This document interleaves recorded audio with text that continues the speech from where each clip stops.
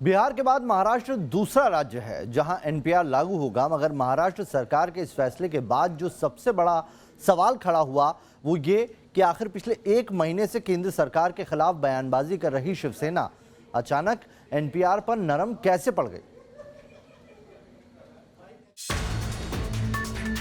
ज्यादा दिन नहीं हुए जब महाराष्ट्र के मुख्यमंत्री बनने के बाद उद्धव ठाकरे शिवसेना के मुखपत्र सामना के जरिए केंद्र सरकार पर तीखे प्रहार कर रहे थे। सीएए, एनआरसी और एनपीआर को मुसलमानों के साथ साथ हिंदुओं के लिए भी मुसीबत का सबब बता रही थी, मगर चंद दिनों में ही उद्धव सरकार के सुर अब बदल गए। उनके कुछ नेता एक बात कहते हैं, दूसरे नेता कुछ और बात कहते हैं। कुछ नेताओं ने कह दिया एनपीआर लागू होगा, कुछ नेताओं ने कह दिया नहीं लागू होगा। हर विषय में यही इनका है। डेवलपमेंट के कामों में भी इन्होंने रोक दिए काम, कुछ नेता कहते हैं कि नहीं रोकने चाहिए। तो किसी भी विषय में महाराष्ट्र की सरकार के पास स्पष्टता नहीं है। एनपीआर की प्रक्रिया को मंजूरी मिलने के साथ ही महाराष्ट्र बिहार के बाद ऐसा दूसरा राज्य बन चुका है जिसने नेशनल पॉपुलेशन रजिस्टर पर काम करने की सहमति जताई है। लेकिन बड़ा सवाल ये कि आखिर एनपीआर पर नर्म क्यों पड़ गई शिवसेना? क्या एमएनएस के हिंदुत्व एजेंडे से डर गई है महाराष्ट्र की उद्धव सरकार? शिवसेना से अलग हुई महाराष्ट्र नवनिर्माण सेना यूं तो लंबे समय से बैकफुट पर चल रही थी, लेकिन हाल ही में राज ठाकरे ने अपनी पार्टी का भगवाकरण कर सूबे की सियासत में नए जोश के साथ वापसी का ऐलान कर दिया।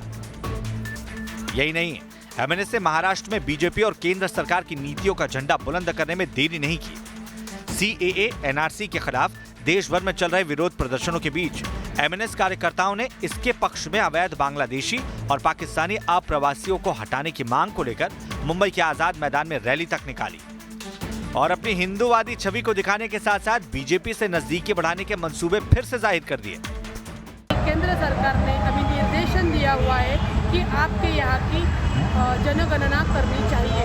महाराष्ट्र नवनिर्माण सेना का निवेदन है स्टेट सरकार को कि आप महाराष्ट्र की जनगणना कीजिए, इससे पता चलेगा यहाँ की जनगणना कितनी थी, कितनी बढ़ चुकी है, कौन सी तरीके से ये बढ़ी है, बाहर के कौन कौन आदमी आए हुए हैं, इसका पूरा रिकॉर्ड मिल जाएगा। एक तरफ एमएनएस खुलकर बीजेपी के सपोर्ट में खड़ी है तो दूसरी तरफ सियासत की नब्ज पहचानने वाले ये भी बता रहे हैं कि सत्ता की खातिर शिवसेना ने भले ही कांग्रेस और एनसीपी से गठबंधन कर लिया हो, लेकिन शिवसेना की विचारधारा अपनी दोनों सहयोगी पार्टियों से मेल नहीं खाती है और इस वजह से कभी भी महाराष्ट्र की सरकार में दरार पड़ने की संभावना से इनकार नहीं किया जा सकता है। इस बात की संभावना महाराष्ट्र बीजेपी के नए नए अध्यक्ष बने चंद्रकांत पाटिल भी जता चुके हैं और दिसंबर तक महाराष्ट्र में फिर से चुनाव होने की भविष्यवाणी भी कर चुके हैं। लेकिन निश्चित ही कि शिवसेना की जो सोच है, शिवसेना की सोच और कांग्रेस एनसीपी की सोच, इसमें बुनियादी फर्क है। और मेरा ऐसा मानना है कि कोलिशन धर्म जो है, कोलिशन धर्म में इस तरीके से अलग अलग सोच के लोग साथ में काम करते हैं। ये जो इनके बीच जो फर्क है, वो फर्क को उनको समझना चाहिए और जो भी मतभेद है या आइडियोलॉजिकल जो डिफरेंस है उसको रिस्पेक्ट देना चाहिए।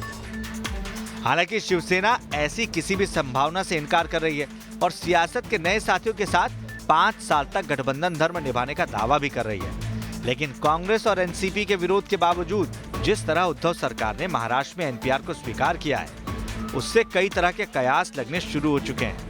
महाराष्ट्र में 1 मई से लेकर 15 जून तक जिस तरह से जनगणना होगी उसके लिए कहीं ना कहीं केंद्र सरकार तैयार है और अब महाराष्ट्र ने अपना एक कदम उठा लिया है। लेकिन इसमें भी ठाकरे सरकार में असमंजस की जो स्थिति है वो देखने को मिल रही है। लेकिन मुंबई पाड़ा जिसे हम कह रहे हैं साफ तौर पर, मुंबई बाग में भी अब तक जो है वो महिलाएं तैयार नहीं है कि राज्य में किस तरह से एनपीआर लागू हो। वीडियो जर्नलिस्ट ओम प्रकाश के साथ श्वेता मुंशी, न्यूज़ 9 मुंबई।